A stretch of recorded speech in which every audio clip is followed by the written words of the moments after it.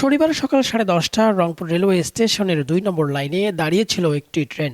এ সময় সিগন্যাল না পেয়ে 3 নম্বর লাইনে ঢুকে পড়ে বুড়িমারি থেকে পার্বতীপুরগামী এলআর এক্সপ্রেস। লাইন পরিবর্তনের সময় ঘটে বিপত্তি। চালক বলছেন, অনুমতি ছাড়াই তিনি এই লাইনে ঢুকে পড়ায় ঘটেছে এই দুর্ঘটনা। সিগন্যাল না দেখে আমি ঢুকছি, এটাই হলো কথা।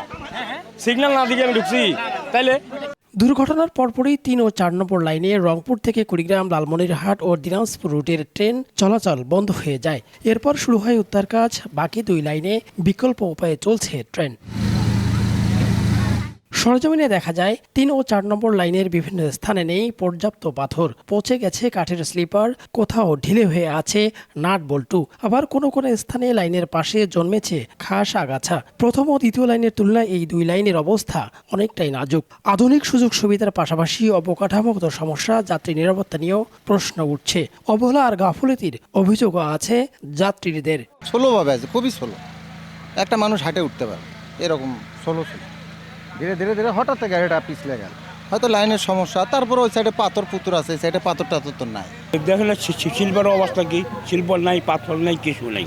তা তো ট্রেন পড়বে।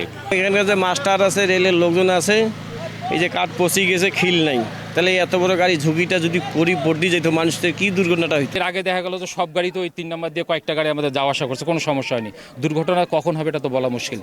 স্থানীয়দের অভিযোগ, দীর্ঘদিন ধরে এই 2 লাইনে প্রয়োজনীয় সংস্কার ও রক্ষণাবেক্ষণ হচ্ছে না। অথচ রংপুর কুড়িগ্রাম এক্সপ্রেস ঢাকাগামী আন্তনগর সহ অন্তত 14টি ট্রেন চলাচল করে এই স্টেশনের উপর দিয়ে। রংপুরের রেল স্টেশনটাই দেখেন আপনি জরাজীর্ণ।